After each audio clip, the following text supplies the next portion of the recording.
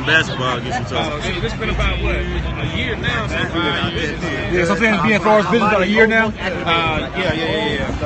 I know. Yesterday, I was over there. Excuse me, can I get closer to you, please? I said I'm an agent for this company. Also, we partnered on a online real estate school called Lone Star Real Estate Academy. If you're looking for a real estate license in Texas, Lone Star Real Estate Academy, get that.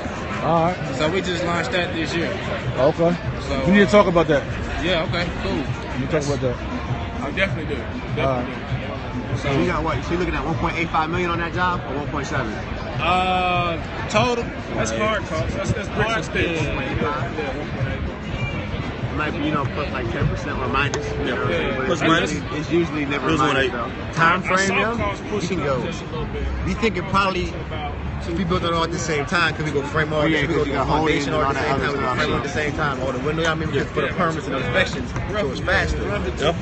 We probably thinking, yo, because remember that's 2, 4, 6, that's 10,000 square We run it feet. like commercial project. Almost, you know what We I mean? get the first So, 5. We can get the first 5 done if you have the money to get it done 5 at a time. like 6 months. It take like 4 months to build them. 4 to 6, 4 to 5 months. But that means that I gotta build all 4 at the same. I gotta build all 5 at the same time. We got 3 of them. We got 3 sold already. Got the first 3 sold. Oh, so you already know the finish house. You already know the look. So you like if we got the lighting plan, like if we got all those plans from the engineer and the architect, boy, it can move faster. And if we don't know things about the lighting plan, if we don't know certain things, don't know things. Our guys green tag. Our guys green tag. First time out. That's important. As you know, you're not long to take it if you don't get them green tags. You know what I'm saying? So our guys are professionals. You know what I'm saying? We get in there, they get them green tags, we get out of there, and we get them for cheap price because we do so many projects. So What's the green tag? A green tag is basically when you're doing construction, you're gonna need permits if you're moving structure. But if you're doing cosmetic, just paint, tile floor install, tile showers, you're good. But if you're gonna open a wall up, if you're gonna change some electrical, some plumbing, you're gonna have to go to the city, get a permit with your GC, and get everything squared away. And then the green tag is the good go saying that, oh, your plumber did the right thing by city code, or your electrician did the right thing based off the city code. So it's important because that's one way you check on your subcontractors to get that green tag that's saying, okay, they did their job correctly up to that point. And then also you get that final green tag when you're done with the whole job saying everything's functional. And so it's important to get those. So if you're cutting corners and don't want to pay for the inspection or the permits, you can get bad work and you won't even know. So how did you learn the game? So how did you learn? Man, we learned by so we came down here right after college. Yep. And you know, I mean, we were investing. We were just investing first. We bought some property, like we said, we lost. Hey, Diva to the max. Why don't you email me at invest@JayMrRealEstate. You just drink it, right? Invest at JayMrRealEstate.com. We eating over there, That's right? not Jay. It's the letter J. So invest at JayMrRealEstate.com. Let's build on that. I'm good. I'm good with water. All right, so yo. So what we did was, we came down here after college. Yeah, My partner Bill, who lived right next to Hard. Invest, INVEST, at JayMrRealEstate.com. Like Jay Morrison Real Estate. Or inbox me on IG. So we came down here, and the first thing, so pretty much we bought a property while we were in college and flipped it back in like 06. Yeah. That's why we came down here in Dallas. We thought it was a great location. We're from up north.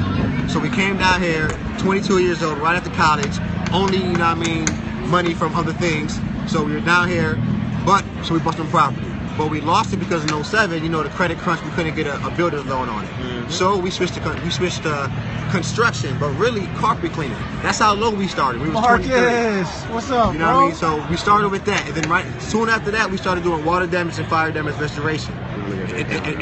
Well, I'm talking to the camera. You know what I mean? But we started doing water and fire damage restoration, and then we started doing rebuilds from that water and fire, working with insurance companies. And then going through that, we started teaming up and started doing more bigger rebuilds and building buildings. So pretty much, it was just working backwards. Do you know I could brand everybody here at this table and triple y'all business in the next year? Yo, Jay. But what Jay talk about, what you talk about is, the funny thing is, we always say working backwards. What that means is you set your goals and say, what do I have to do to accomplish these goals? Working backwards. If you want to be a millionaire and you selling popcorn on the side of the street, count the popcorn bags. It's going to take you a while. You know what I mean? You have to make sure what you're doing is lined up with your goals. And if it's not, you better pivot and make adjustments. my brother and I always do that. We see our goals and say, okay, well, this is cool, but if we want to get to the millions, we got to pivot and make adjustments to get there. You know what I mean? We've been doing that every single day. We try to get better. We're never satisfied. And what's crazy about that is like, that's my contribution to our company. It's like process improvement, project management. So I have a black belt, Six Sigma black belt, and a PMP. And that's the first thing they teach you in PMP is reverse engineering. So whenever you're planning out a large-scale project in business, project in real estate, or a project that's in your life, you start with your end goal. Where do you want to be? When do you want to be there? And you walk backwards in terms of your milestones. And then you determine your more tactical steps. And as you go along, you know, of course, things are going to derail, things are going to get off track, but you figure out quickly how to get them back on board. Like what you said, and even what you were teaching earlier, I was like, it sounds like a Six Sigma class or something. Yeah. But it's applicable everywhere, and as long as you lay that plan out and execute, it's yours. Yeah, that's what I teach. I call it my 4 E's, which is evaluate, eliminate, execute, and evolve. So every day, if we evaluate ourselves, our businesses, and we just be honest with ourselves as far as what's going wrong with our business, what's going wrong with our personal lives. Every day, if we evaluate and then eliminate whatever the BS is, whatever is holding us back, right? That pivot you're talking about. That pivot is an elimination, right? So it's a way to actually subtract or add on in a sense whatever we need, and then from that pivot, you execute this new you or this new business model, and then you evolve. You continuously do that every day. You do that, you can keep your business honest and just continue growth the potential. You know what I mean? Keep maximize your potential. Yeah, of course. So Evaluate. Yeah, evaluate, eliminate, execute, and evolve. Yeah, you said something earlier. You said something about like, yo, when you're looking to like you said, if you're looking to build a 15,000 square foot property, or we're looking to try to do a 1-year business and 5-year plan, whatever have you, we can't look at that endpoint as we have to get there immediately and there it is, right? Right. Because if we're looking at that point, every hiccup is a big problem and not just a situation and solution to get to it. So now it's like, oh man, it's a problem. Because like you said, 5-6 years ago, we started out carpet cleaning. Now we build $1 million homes. Right. So on that point, someone on Periscope asked for you guys to say, what would you tell your 18-year-old self? My 18-year-old self? Yeah, what would you tell your 18-year-old self? That's crazy. Well, look. These guys are twins, by the way. We're These guys are twins. I'm only 30 years old, so that was quick ago. So he doesn't know, he knows. The thing is though, we went to college on a football scholarship. So we played football, and my brother and I were really focused on just football. So if I can go back, I would have focused more. I mean, we focused on business too and being an entrepreneur, but we were really focused on football, and nothing else really mattered at that time at 18. But the one thing that I think that was beneficial, we took heed into what a lot of people older than us said. You know what I mean? And we kept it in the back of our heads, even though we weren't applicating that to the real life at that time because of football in college. But we're always get prepared. So we were wild. We did spend a lot of money. So the one thing that I would say when we first started our business, when we was 21, 22, was keep your costs low. We opened up an office. We spent all this money because we thought that we had to be something, and we just opened our business. Mm-hmm. But the only way to be something is get money. The only way to be something is bring profit. You know what I mean? So we had the office, we had all these employees, we had office manager, but we was working all these hours, and everybody else was getting money, and our profit was like, whoa. So we had to gear back and restructure to increase that profit. So you know what I mean? Sometimes it's not good to show off too much. You know what I mean? Understand it's about profit and lowering your operating costs. What would you tell yourself now? Ooh, when I was 18, it was probably what we were talking about earlier. It was just the name of the concept of partnership and alliances. When I was 18, when I met y'all earlier today, I just saw y'all as competition off the muscle. Like, oh, y'all doing it too? Hey, we gonna beat them. Growth. We gonna beat them. Or just anybody, but just the realization that it ain't about the man who does it himself. It's just about the man that gets there. However you get there. And then more importantly, it's about getting there and bringing other people along with you and building the right partnerships. And like, I didn't know anything about economies of scale. Right. Like, let me put what you know with what you know, and then we'll get there next year versus me trying to do it by myself and learn everything by myself, and I never get there, or I get there when I'm 80. So just the realization that really teamwork makes the dream work, as basic as it sounds and as fundamental as it sounds, versus me just trying to be the man, trying to do it all on my own. That's ego. That's one of pride and ego is one of the biggest killers, especially within our people. And we have this competitive nature And I've even found that when it comes to other people who do anything that I do, it's like I get joy out of promoting other people. I get joy out of it, and really disproving that even in my own mind. We all feel like that little bit working with us, where we so into wanting to be the man, but I look at it like I'm more the man for putting others on than being the man that's wants to know herself. Exactly. Provide opportunity. That's when you know what I mean. That's the real definition of a boss. You know what I mean? Like that's a real boss. Can get a check, anybody can get a bag. Be a leader if you know what we're soldiers. Yeah, exactly. We are all bosses right here, right?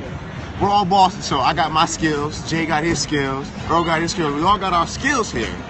But if we're a team, if the quarterback called the plays in the huddle for that game, for you know what I'm saying, whatever that is, and if you're in real estate, you got to think about it as your team. So when it's time to build the house, it's the contractor to time to be the quarterback. When it's time to buy the house, it's your job to make sure that, like we say in real estate, we're making our money when we buy it. So you need to be negotiating right, making sure you dot your T's and cross your I's. And then when it's time to sell, you're looking at the realtor. He's the quarterback now, telling us what to do and doing those things. Or she, he, she, it. You know what I'm saying? Anybody out there, you know what I'm saying? They're the person or the team or the business. Make sure they're professionals, because what Earl's talking about when we talk about having that team, and when I was 18 years old, this competition, and I don't want to, you know what I'm saying, you to be with me. We're talking about how I'm not great at everything, right? So if Jay got 3 connections, and my queen got 3 connections, and Cal got 4 connections, you know what I'm saying? We put those together.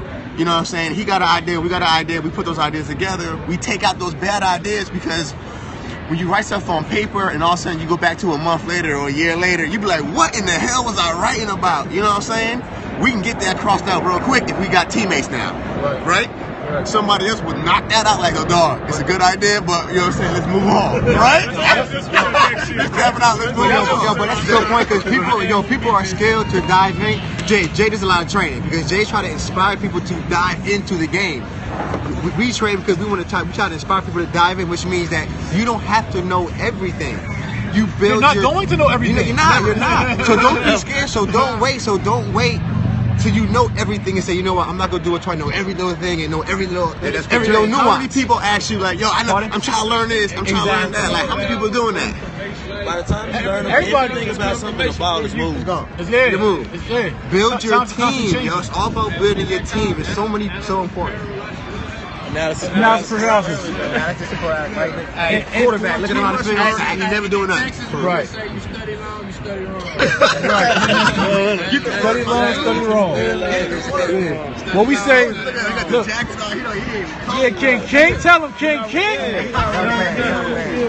But you know what we say also, we say action beats ambition. Yeah, all the time. And so, 100%. yeah, I looked at the word ambition, and the definition of ambition is to have a strong desire. So you could be the most ambitious person at this table. You got the strongest desire out of all of us. Like, you really want to, more than me, more than anyone, be a millionaire, billionaire, trillionaire, whatever. You want financial freedom. You can want it all you want.